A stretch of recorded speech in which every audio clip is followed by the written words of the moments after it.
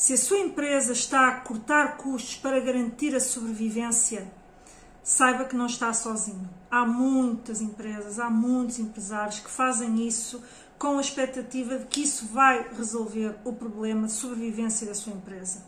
Mas será que é mesmo assim? Será que essa é a estratégia certa a adotar? Será que não há outro caminho que garante sim a sobrevivência e que traz também resultados mais promissores à empresa? É acerca disso que vamos falar neste episódio, onde eu vou procurar trazer exemplos para lhe mostrar como mudanças simples podem trazer resultados expressivos às empresas, podem tirá-las da falência ou de uma quase falência, e que nem sempre uma estratégia isolada de corte de custos garante a sobrevivência. Ela sim é importante quando enquadrada numa estratégia que visa melhorar a eficiência da empresa, visa sim reduzir custos para se tornar mais competitiva, mas não é garantia de sobrevivência. Para isso, o que você tem que trabalhar é inovar o seu modelo de negócio. E é acerca disto que vamos falar hoje neste episódio, porque muitas vezes a adoção da estratégia de redução de custos pode sim passar por simplesmente não haver uma estratégia. E, portanto, vai-se àquilo que aparentemente é mais fácil de fazer. Fica a assistir até ao final.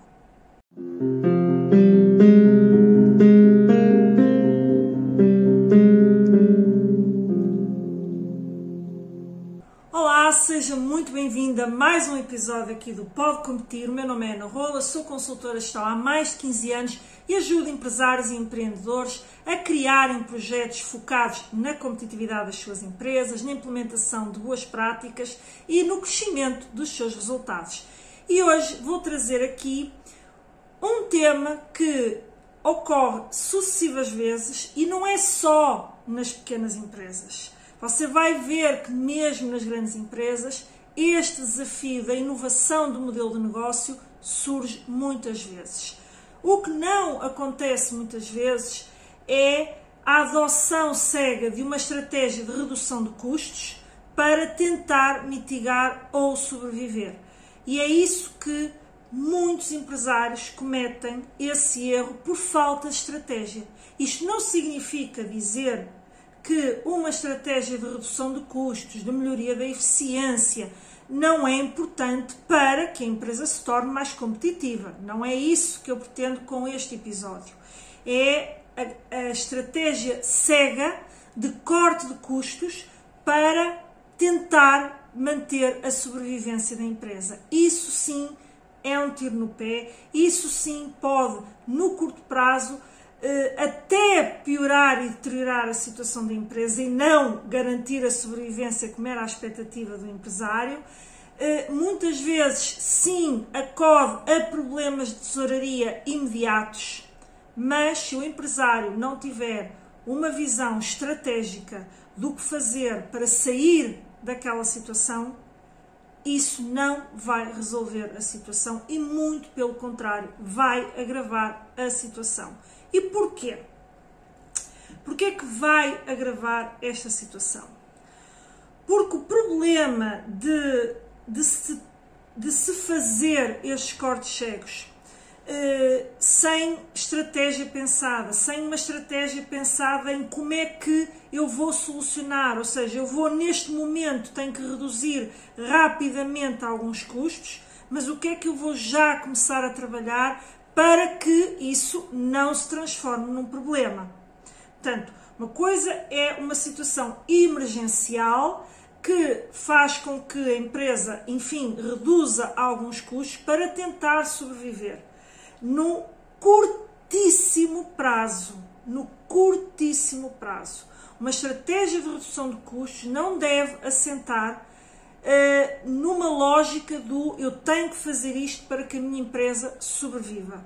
Você vai muito provavelmente começar a entrar não só num corte cego de custos, como não aumenta a sua competitividade, e ao não aumentar a sua competitividade, muito provavelmente entra em simultâneo na promoção, em descontos também cegos, em redução dos seus preços, para tentar continuar a vender, e está a criar um duplo problema.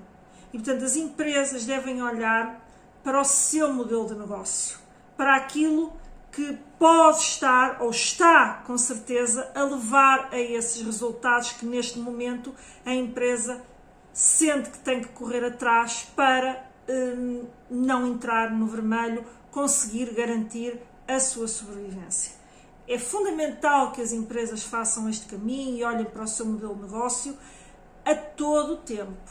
Portanto, ou seja, pelo menos traçarem uma estratégia que a todo momento permita olhar para o mercado e ver o que é possível fazer para que o seu modelo de negócio se mantenha competitivo.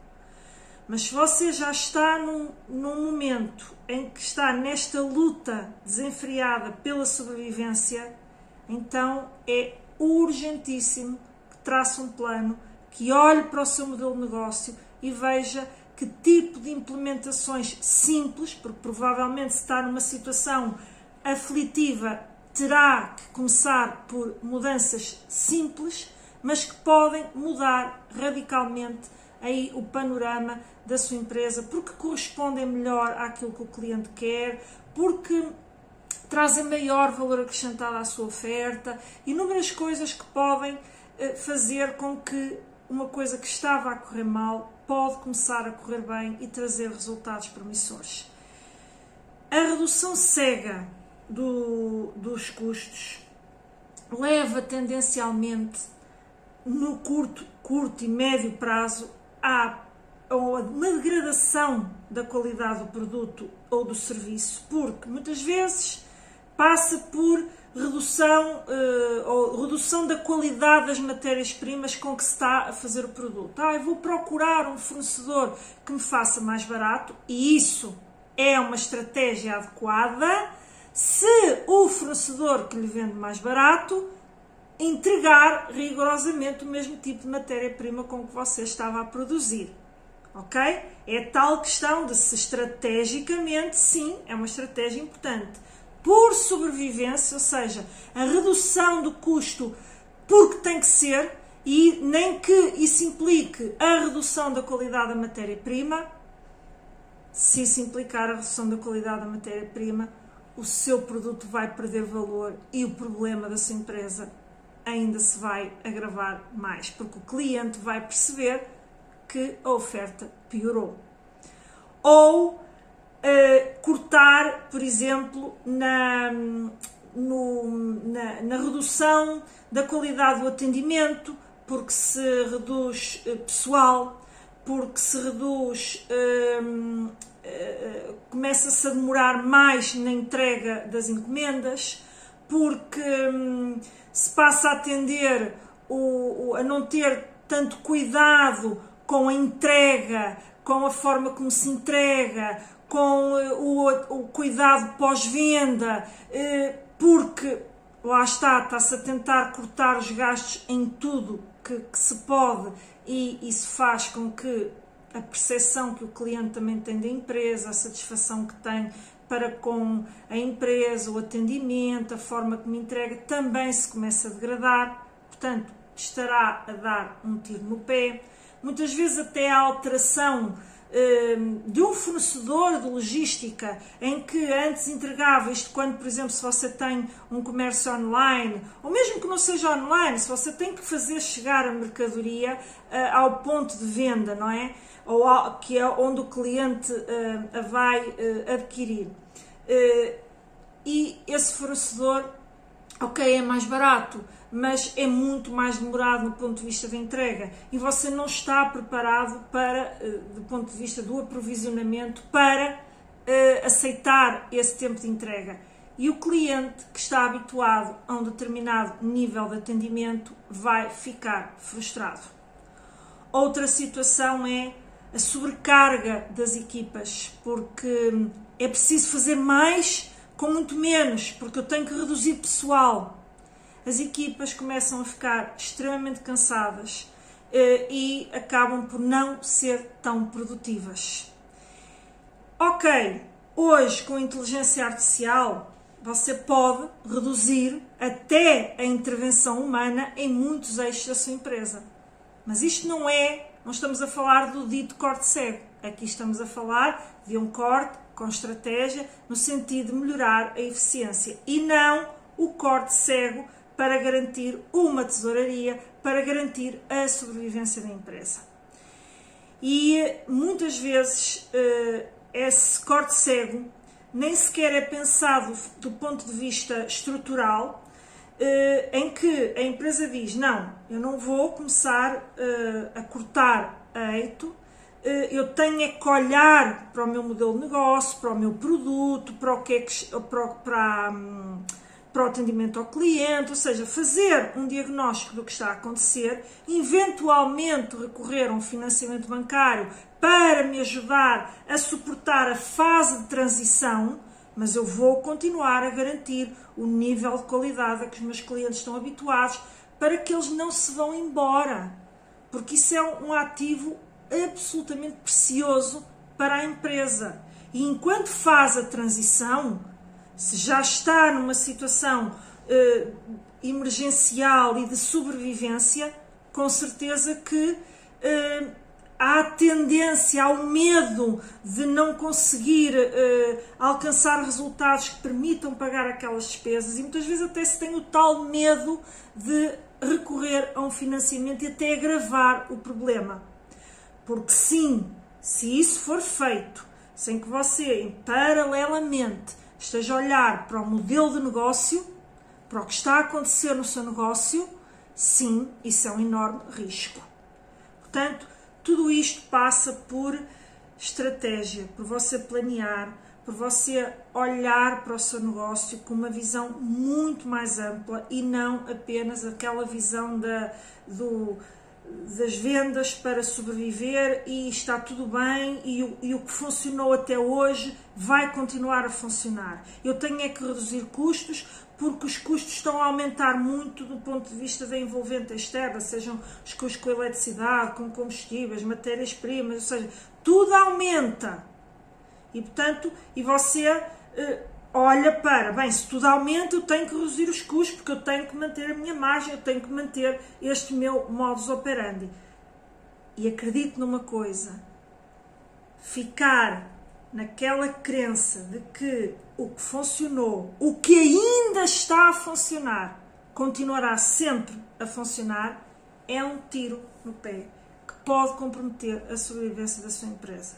Você tem que estar constantemente a olhar para a inovação e aqui em particular olhar, que é isso que vamos aqui revisitar neste episódio, olhar para o seu modelo de negócio. Porque nós podemos ter inovação ao nível do produto, ao nível do processo produtivo e dos vários processos organizacionais. Você pode ter inovação ao nível do marketing, atendimento ao cliente. Você pode ter inovações ao nível organizacional, como a sua empresa está estruturada e organizada, e pode inovar ao nível do modelo de negócio, que é muito mais amplo do que só fazer uma inovação de produto ou só uma inovação de processo. Portanto, tem que agregar pelo menos uma combinação de alguns destes fatores inovadores para que haja ali um modelo de negócio alterado. E através de exemplos, porque eu acho que os exemplos dão muita visibilidade e também colocam o empresário a pensar em como é que poderiam adequar aquele tipo de transformação que alguma empresa já fez, como é que poderiam adequar à sua realidade, eu acho que são muito úteis para a aprendizagem. E aqui eu entendo e trago sempre, procuro sempre trazer conteúdo que mostre esta clareza, que mostre os passos, que lhe dê uma direção, que mais não seja que lhe dê uma inspiração. Espero conseguir isto, estar a conseguir isto com o programa. E antes de avançarmos, portanto, para revisitar esses modelos que vão servir aqui de inspiração. Convido também, se me segue já por aqui, a deixar um like, a compartilhar este episódio com alguém, um outro empresário que possa também precisar e usufruir dos conteúdos que eu trago aqui para o Pode Competir, porque isso eu estou a ajudá-lo a si, você está-me a ajudar a mim e você, através do compartilhamento, também poderá estar a ajudar outra pessoa de quem você gosta, que você também quer o sucesso dela. E assim criamos aqui um ecossistema em que todos ganham com isso, apesar disto ser um conteúdo 100% gratuito. Feito esta chamada, este apelo para que também me ajude a crescer aqui no YouTube, vamos então a explorar aqui alguns casos práticos inspiradores que eu trouxe para o episódio de hoje, ou que eu preparei para o episódio de hoje. E eu vou trazer exemplos de empresas que são muito conhecidas, porque eu, no final ou num outro episódio, poderei também trazer outro tipo de realidades, mas eu quis trazer primeiramente, em primeira mão, exemplos de empresas conhecidas de diferentes setores, porque eu acho que ajuda a inspirar por você também conhecer essas realidades. Pode não conhecer a história que eu agora lhe vou mostrar, a transformação que essa empresa também teve que fazer no seu modelo de negócio para se manter no mercado, mas conhece a empresa. E ao conhecer a empresa, eu acho que, e começar a olhar e a ver o que é que elas fazem hoje, pode ajudá-lo a inspirar também aí como é que eu poderia ajustar algumas das coisas que esta empresa incorporou ou faz hoje, porque você pode não conhecer a história, e como é que eu poderia trazer isto para o meu negócio, para inovar no meu modelo de negócio. E é exatamente por isso que eu começo por trazer aqui alguns casos conhecidos. E o primeiro deles que eu vou aqui falar é da Netflix. Portanto, que toda a gente conhece hoje como o canal Netflix, que muita gente subscreve, que muita gente paga mensalmente para ter acesso à Netflix.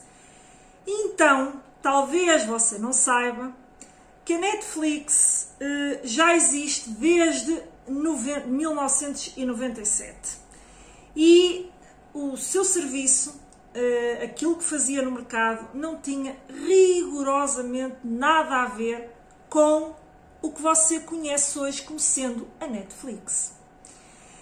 Na altura, o que a empresa oferecia, portanto, a sua oferta, assentava em o aluguer de DVDs, o envio de DVDs, que era um aluguer, mas ela já aí inovou, porque em vez de ser apenas a pessoa ter que ir a uma loja onde se alugava os vídeos, não é? E alugava-se por vídeo ou videocassete, e depois evoluiu para os DVDs, ela oferecia, portanto, esse serviço por correio, ok? Ou seja, a pessoa alugava, pedia um determinado filme, para visualizar um determinado filme, enviava pelo correio e a pessoa entregava, devolvia novamente o DVD por correio também, em que não havia,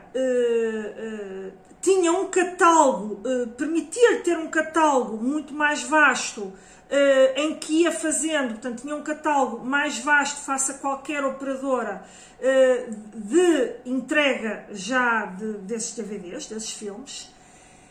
Não aplicava multas por atraso na entrega, portanto, muito associado a, por exemplo, uma Blockbuster, portanto, que a Blockbuster, lá está, foi um modelo que foi muito gigante numa determinada fase e morreu. Porquê? Porque não inovou no seu modelo de negócio. e deixou-se morrer.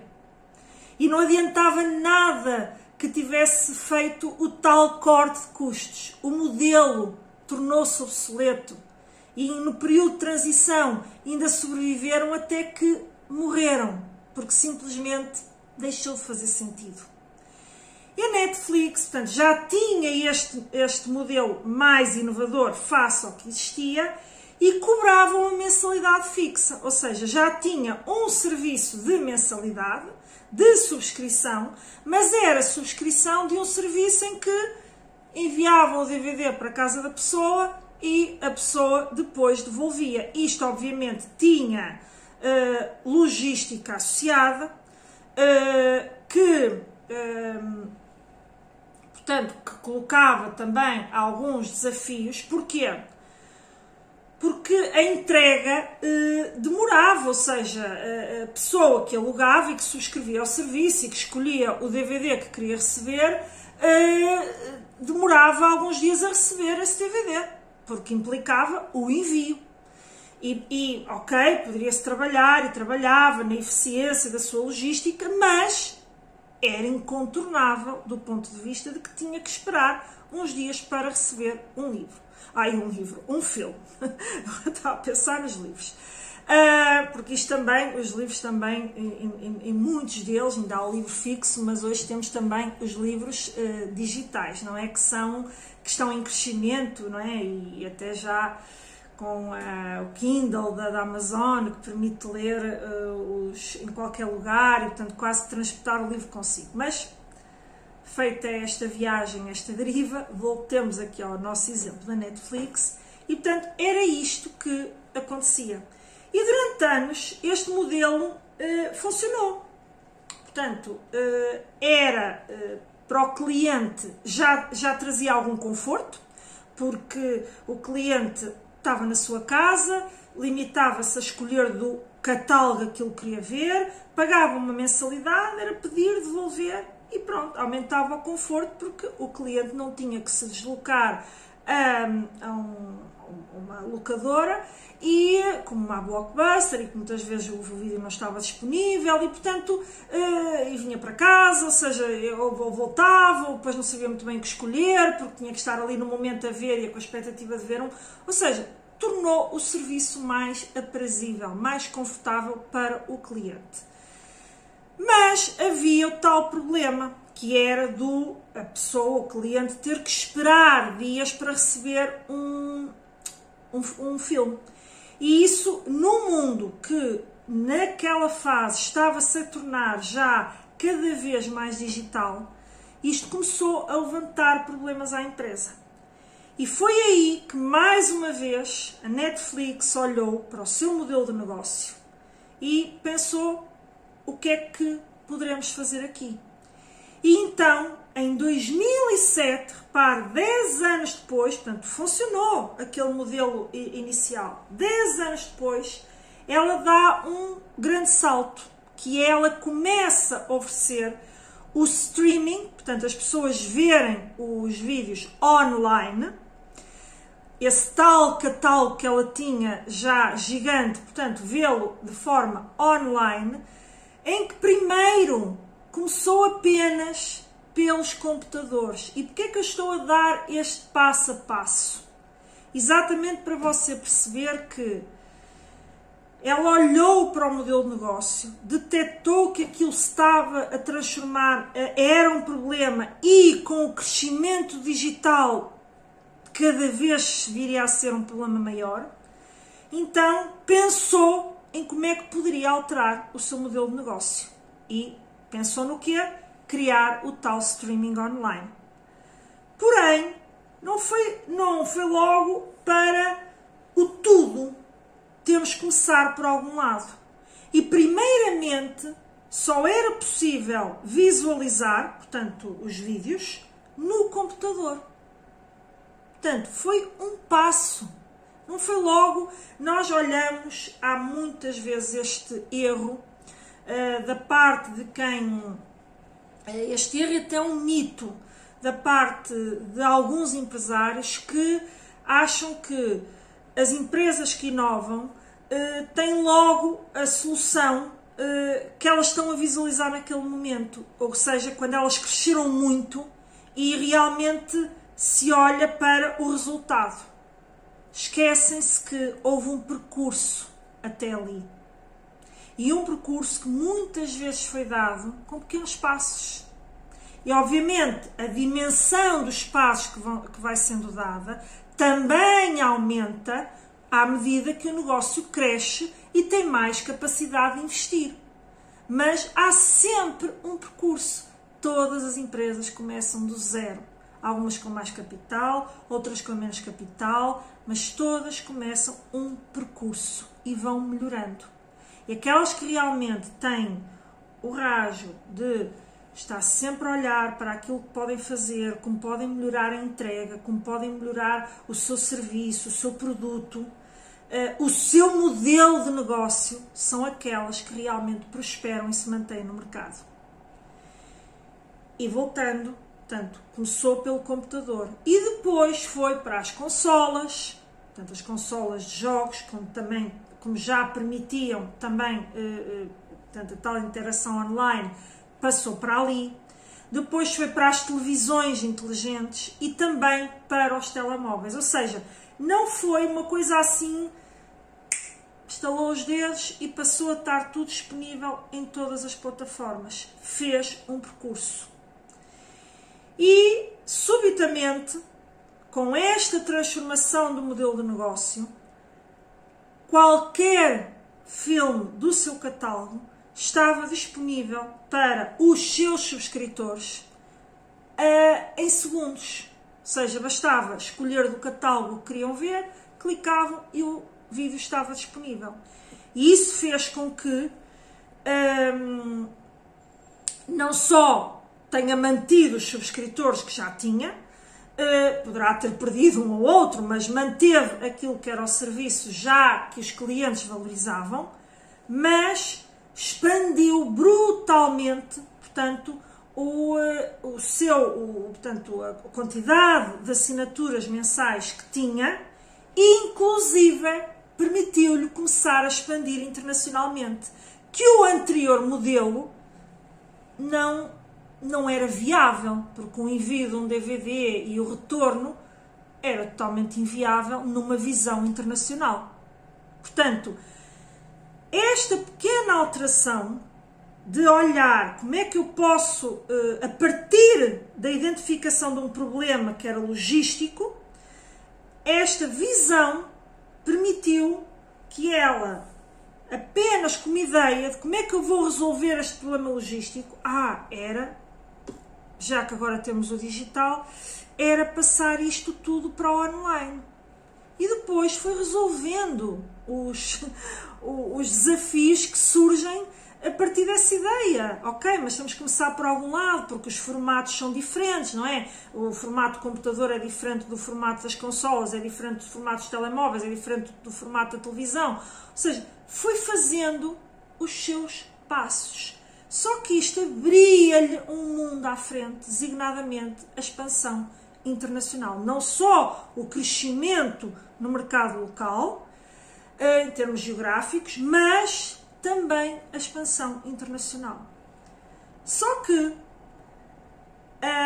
ao chegar à televisão, digamos assim, portanto, o seu patamar, portanto, mais avançado neste modelo do streaming online, estava tudo a funcionar, estava a crescer, estava com expansão internacional, poderia-se dizer, como muitas empresas fazem, que, está a dar dinheiro, está a dar lucro, estou a crescer, tenho expansão internacional, vou ficar por aqui, porque estou confortável. A tal perigo da zona de conforto. Tal perigo da zona de conforto em que muitas empresas caem e são levadas depois à falência. O caso de uma Blockbuster, o caso de uma Kodak na área da fotografia, portanto, Kodak era líder mundial. Percebe? Portanto, a zona de conforto é confortável, mas também é perigosa. E o que é que a Netflix fez? Não ficou resignada àquele crescimento, não se deslumbrou com aquele crescimento.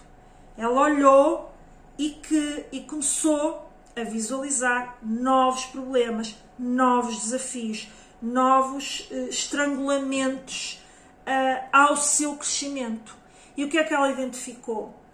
Que ela, ok, disponibilizava um serviço já extraordinário, já de si inovador, mas dependia totalmente dos conteúdos que outros estúdios produziam.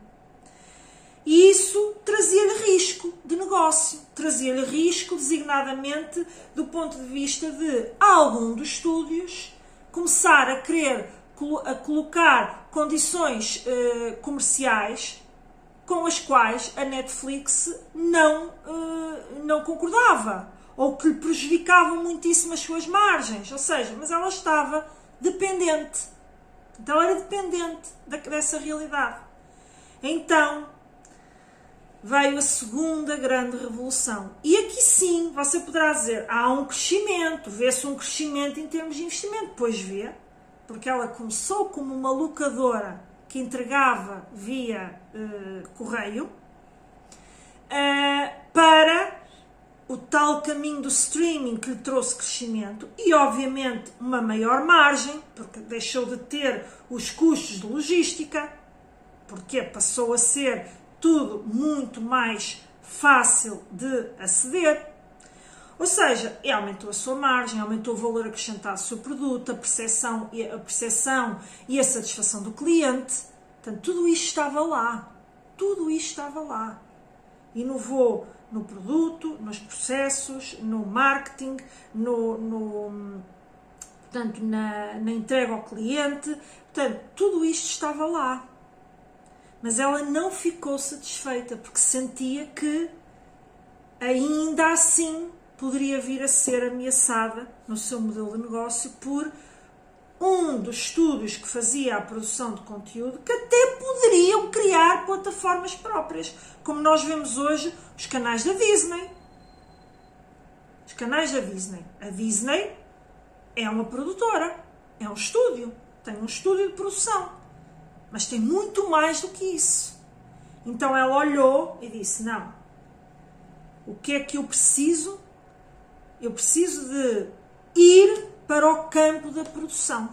Eu tenho que deixar de ser apenas uma distribuidora e vou diversificar aquilo que é o meu segmento de atuação, e eu vou também passar a ser produtor de conteúdo.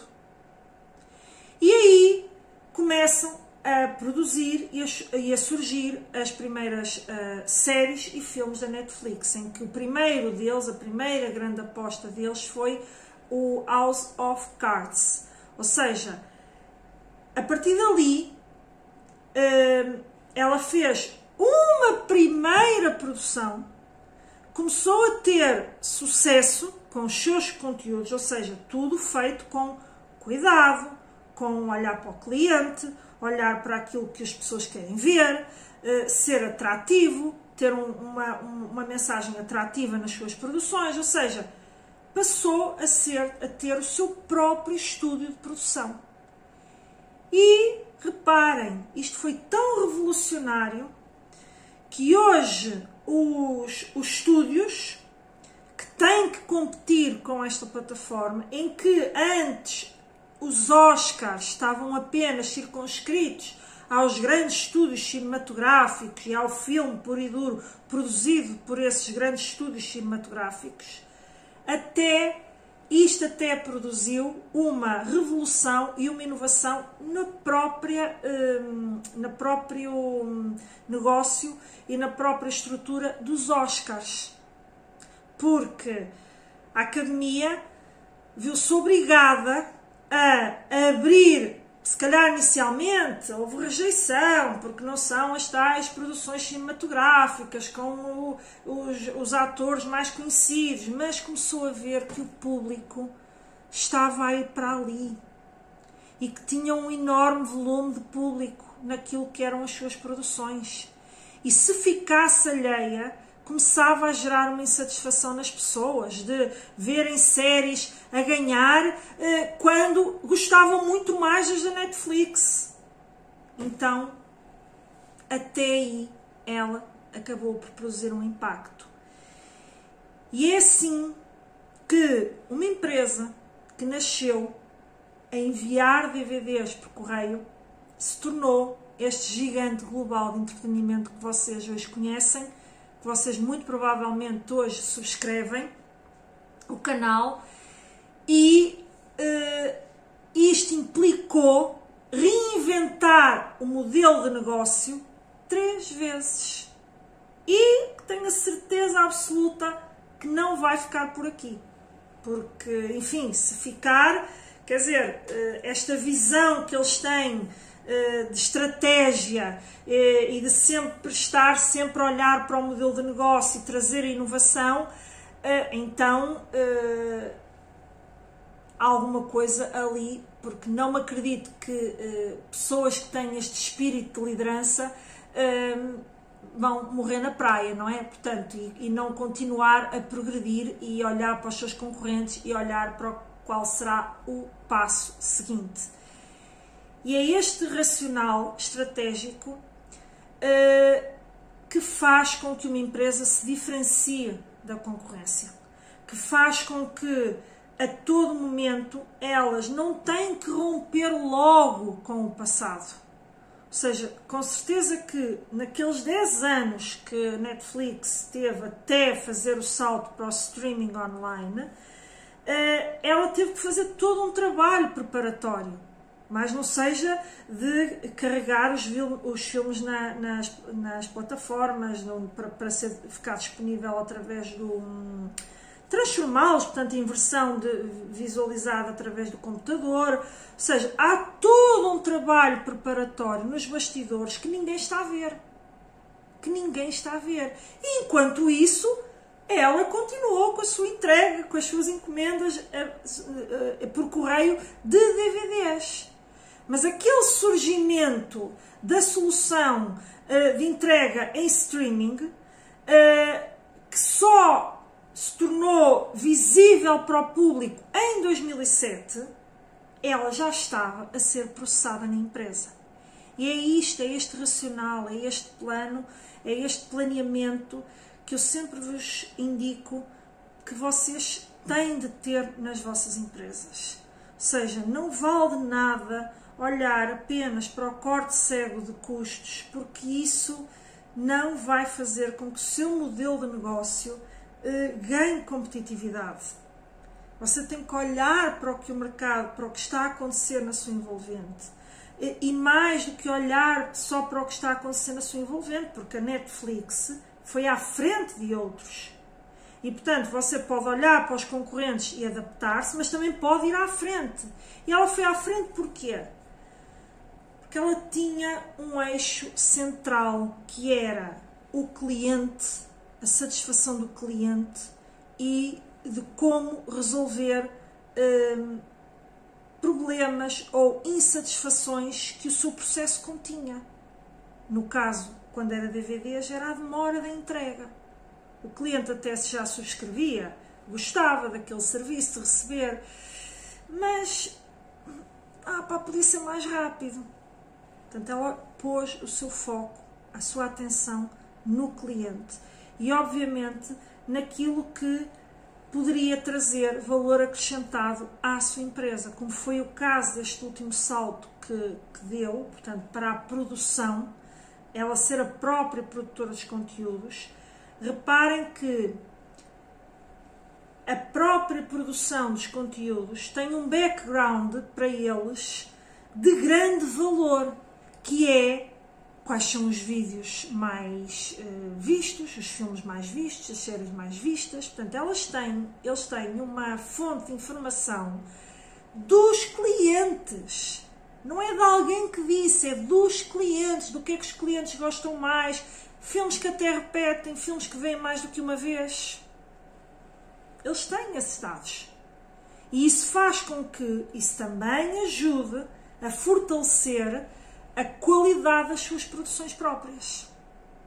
Portanto, é o foco no cliente e em como eu posso trazer mais valor acrescentado para a minha empresa. Tenham sempre presente satisfação do cliente e de como é que eu posso trazer mais valor para a minha empresa. Valor acrescentado, não é? Porque se eu reduzo custos e não faço nada na parte do produto, do modelo de negócio, do que quer que seja, que vá fazer com que a minha oferta seja mais atrativa, você começa a cair.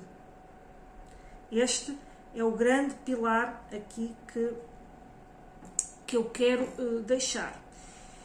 E quero-lhe perguntar, quero-lhe deixar assim de pergunta, porque é uma pergunta desafiadora, mas é exatamente, eu trouxe estes exemplos e vou num próximo episódio continuar com estes exemplos de modelos de negócio. Porquê? Por aquilo que já disse no início, de que isto pode inspirar, mas isto inspira muitas vezes com as perguntas. Você colocar-se perguntas a si próprio enquanto empresário. E eu vou-lhe deixar aqui uma. Se o seu modelo de negócio tivesse de mudar amanhã para continuar a existir, qual seria o seu próximo passo?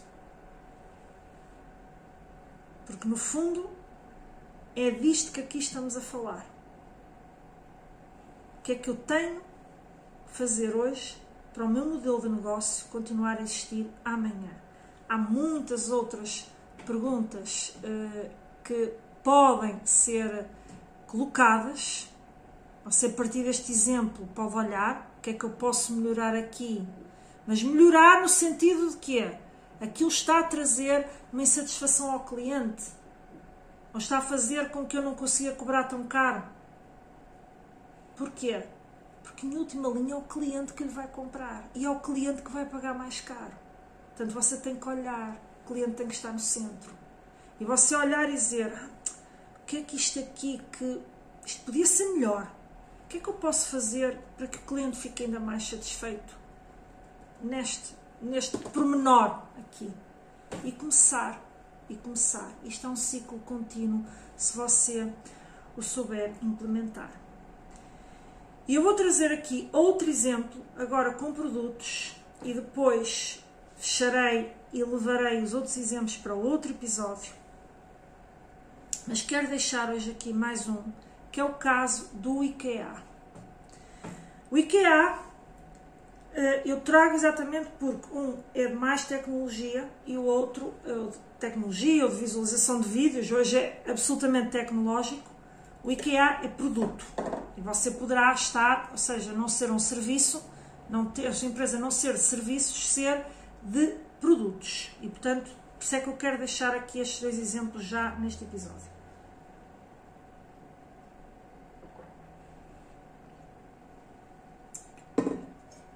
Então, o IKEA também, se calhar você não sabe, só conhece o IKEA tal e qual ele existe hoje. O IKEA é uma empresa que nasceu, já existe desde 1943. E na altura, talvez isto seja surpreendente, posso lhe dizer que foi surpreendente para mim quando fui estudar a história do IKEA. O IKEA não vendia móveis. Pois é, hoje você olha e diz, como não vendia móveis? O IKEA vendia canetas, carteiras e pequenos utensílios por catálogo. Que eram os produtos, não é? Eram enviados por correio. Quase o exemplo que nós temos de uma La Redoute e outros catálogos que existem de produtos que hoje estão no online, mas começaram por ser uma revista, um catálogo. Tinham uma forma de encomendar, a pessoa fazer o pedido, fosse por telefone, fosse por e-mail, fosse por preencher uma determinada encomenda num papel, não é? Num formulário de encomenda. Era esse modelo, mas para vender canetas, carteiras, pequenos utensílios, portanto, gadgets em geral, assim, do que havia na altura, assim, de pequenos materiais. Só alguns anos depois é que ela começou a vender móveis, também dentro do catálogo. ou seja, ela mantinha o modelo de negócio do catálogo, mas foi expandindo o portfólio de produtos que incluía no seu catálogo e começou então a vender móveis. E já aí incorporando uma inovação, ou seja, ela procurava que esses móveis não tivessem um preço alto. Portanto, já tinha a dimensão em termos estratégica de fazer chegar ao consumidor mobiliário por preços baixos. Mas manteve a venda por catálogo, entrega em casa. Portanto, já aí estamos a falar em 1943 e os anos que se seguiram. Ou seja, já aí ela era inovadora face às lojas tradicionais, ou seja, ela visualizou uma oportunidade, mais uma vez, focada no cliente, no conforto do cliente, de que no sossego do seu lar, perante um catálogo diversificado, pode escolher o que quer, com tempo, ponderar, portanto, tudo isto já era inovação. Mas isso trouxe um enorme desafio à empresa, a introdução dos móveis. É que o tipo de transporte, o tipo de entrega, não tinha nada a ver com a tal realidade mais pequena de enviar canetas, carteiras, pequenos utensílios, não é? Portanto, que se faz por um tipo de logística, até de correio, não é? Muito mais simples do que transportar o mobiliário. E esse transporte mobiliário não só era caro, como muitas vezes era complexo e trazia ali um constrangimento enorme ao crescimento do negócio da parte dos móveis, apesar de serem móveis baratos. Portanto, e ao pensar na solução, e isto é outro ponto interessante que eu agora a seguir vou citar, para o puro consciente disso, ao pensar na solução, ao olhar para esse desafio, o que é que vamos fazer? Não implementamos a ideia de porque não, estava a implementar, estava no catálogo, estava a funcionar, faziam o melhor que podiam, havia que melhorar processo, logística, com certeza que faziam isso tudo. Mas o desafio estava lá, o problema estava lá.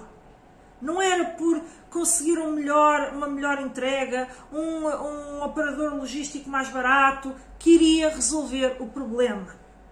O problema mantinha-se. O transporte ser caro e complicado, porque os móveis são peças grandes.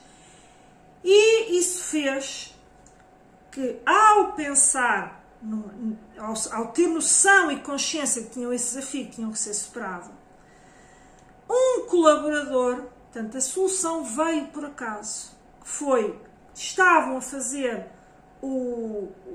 digamos, a colocar, portanto, na entrega, para fazer a entrega de uma mesa, e o colaborador, para que ela coubesse no caminhão, ou no transporte, ou no carro que iria transportar o veículo, retirou, como não cabia a mesa com as pernas, decidiu retirar as pernas da mesa para que ela coubesse. E isso trouxe a inspiração do conceito que revolucionou o IKEA, que era fazer os móveis todos desmontáveis e que o cliente conseguisse montar em sua casa.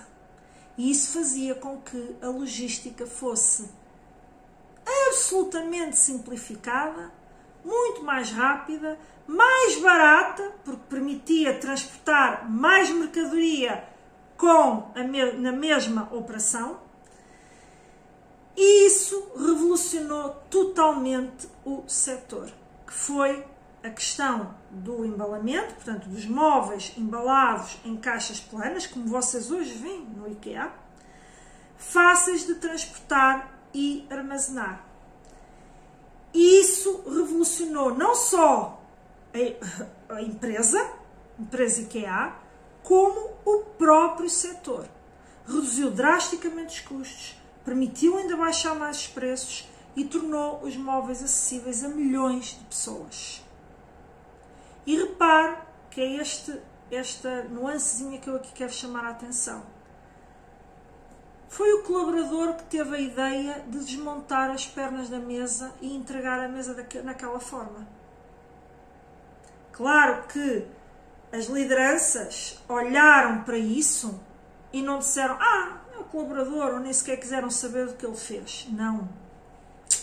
Está ali uma ideia, está ali a solução dos nossos problemas. E, portanto, você tem que ouvir e olhar para aquilo que as suas equipas propõem, para aquilo que as suas equipas muitas vezes fazem para tentar acelerar um processo qualquer, mas fazem aquilo isoladamente, sozinhas, e você nem sequer está atento àquilo, e aquilo poderia melhorar todo o seu processo produtivo. E ter esta visão ampla de ver que boas ideias podem vir de todos os eixos, de todos os departamentos, de todo o tipo de trabalhador, pode mudar o jogo da sua empresa. Mas você poderá dizer: ok, o IKEA hoje é isto, vende móveis, portanto, embalados, não é? Que o cliente leva para casa e monta em casa. Mas não. Pense lá no que é hoje o IKEA. Porque a inovação não ficou por aí. Ou seja, a partir do momento que tinham aquele modelo, eles começaram a olhar o que é que nós podemos ainda aportar mais ao nosso modelo de negócio para que isto seja um ponto quase de convívio dos clientes, de que as pessoas façam disto um passeio prazeroso, eu vou ali porque tenho que comprar móveis.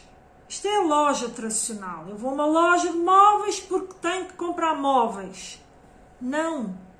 Eles olharam para toda a experiência do cliente e tiveram a visão de nós temos que transformar a experiência que o cliente tem dentro das nossas lojas. O cliente tem que querer vir às nossas lojas não só porque precisa de comprar um móvel ou uma cadeira ou um candeeiro, porque hoje o IKEA tem muito mais do que móveis, não é? Como quem conhece sabe, tem uma multiplicidade de produtos que no fundo, reparem, no fundo é a sua raiz.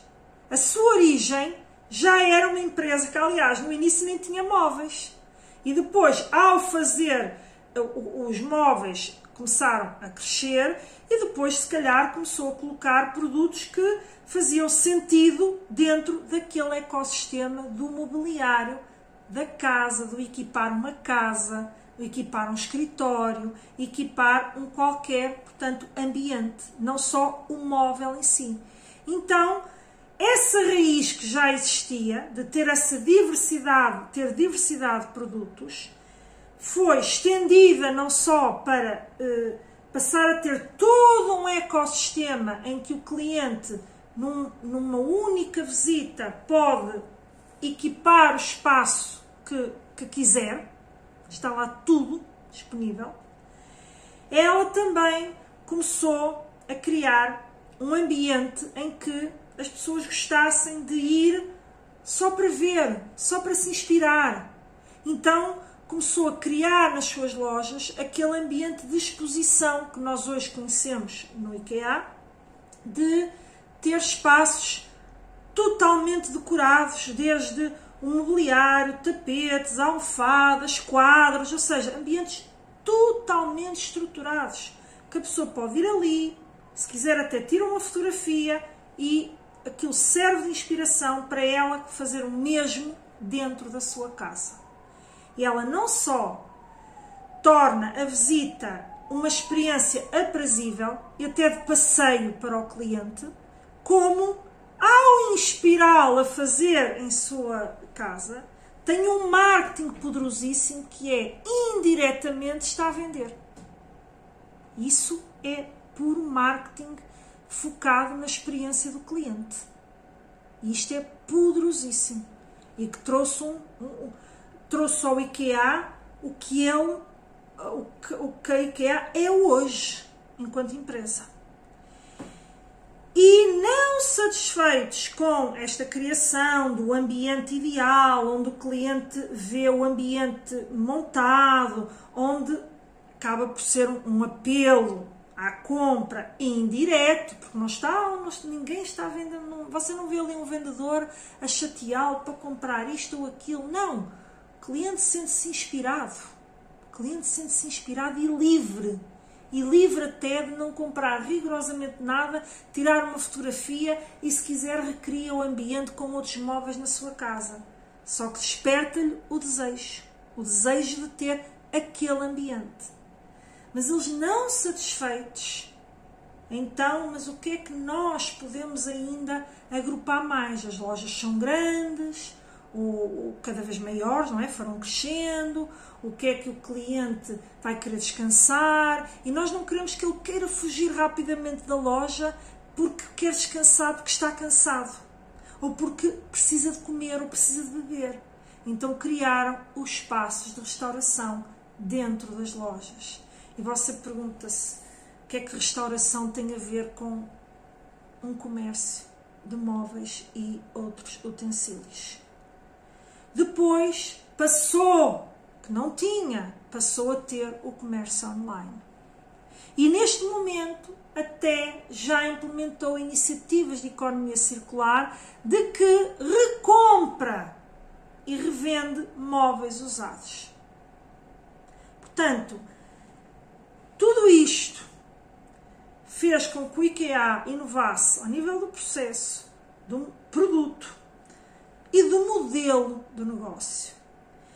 E uma loja, como comecei a dizer, que começou por vender canetas, carteiras e outro tipo de utensílios de pequena dimensão, transformou-se no gigante que é hoje o IKEA, que é muito mais do que uma loja de mobiliário e de decoração, é muito mais do que isso. Há pessoas que vão ao IKEA simplesmente por vamos passear, vamos dar uma volta no IKEA, e saem de lá sem comprar nada, e almoçam por lá, e comem por lá, e estão por lá, e usufruem de espaço, inspiram-se, têm espaços para crianças, têm de tudo.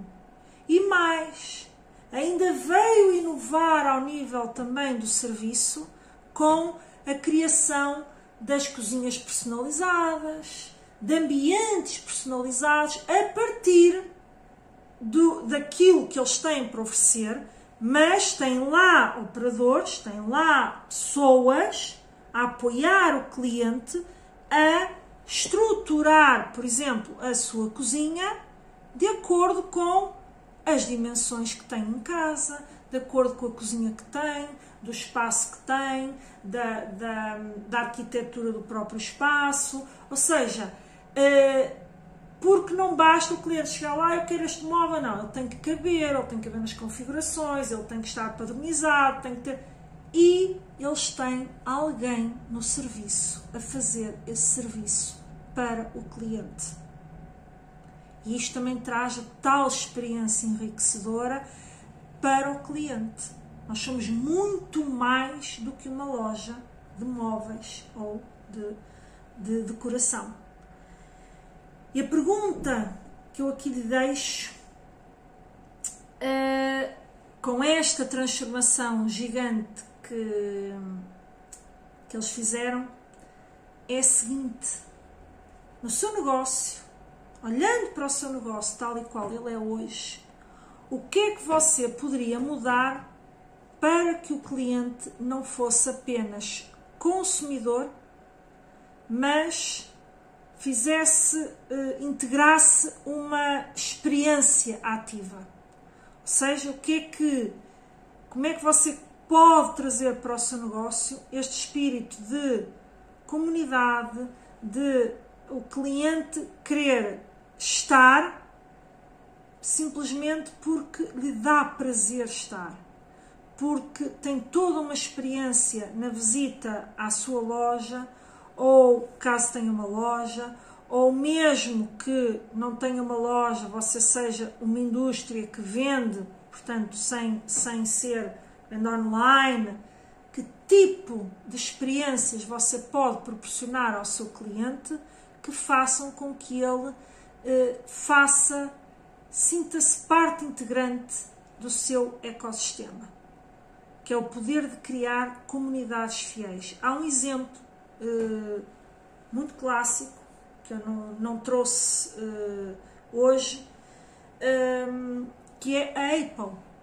A Apple vende produtos, tem lojas próprias, tem comércio online, tem venda dos seus produtos em lojas de terceiros, ou seja, tem vários canais de distribuição, mas proporciona não só uma experiência dentro das suas lojas, através da decoração, do ambiente, toda a criação dali, diferente, como também conseguiu criar dentro do seu ecossistema uma comunidade, ou seja, os utilizadores de Apple só querem utilizar Apple. Pode vir o melhor Android, o melhor telemóvel com o sistema Android, não é? Aí do mercado, o supra-sumo tecnológico que não vence um fã e fiel da Apple. Aliás, normalmente um cliente Apple nem equaciona a avaliar se a qualidade daquele telemóvel, daquele tablet, é melhor do que aquela que ele tem. E mais, criou um sistema totalmente integrado. Ou seja, criou aplicativos próprios para utilização exclusiva dos seus clientes. Criou um ecossistema que liga todos os suportes tecnológicos que ela vende. E isto faz com que o cliente se fidelize, se sinta parte da comunidade, se sinta pertencente àquela, quase como já um status social. Criou um status, aquilo que são os clientes Apple. E com estes dois exemplos, e aqui de plus, falei aqui que não é um exemplo totalmente estruturado como os anteriores, mas também deixo aqui a refletir sobre ele, fecho este episódio, que já vai longo, deixando, portanto, a si o desafio de não só responder às perguntas que eu lhe deixei, mas você próprio amadurecer e pensar em perguntas que você se pode colocar a partir de desafios que sente que o seu negócio tem, para então começarem a surgir as ideias de como resolver esses desafios e com isso você inovar o seu modelo de negócio e sair da armadilha de que é cortando os custos, cortando, que você vai conseguir manter o seu negócio vivo. Portanto, com isto despeço-me. Espero que tenha gostado. Se gostou, mais uma vez, deixa aí o seu like e até ao próximo episódio.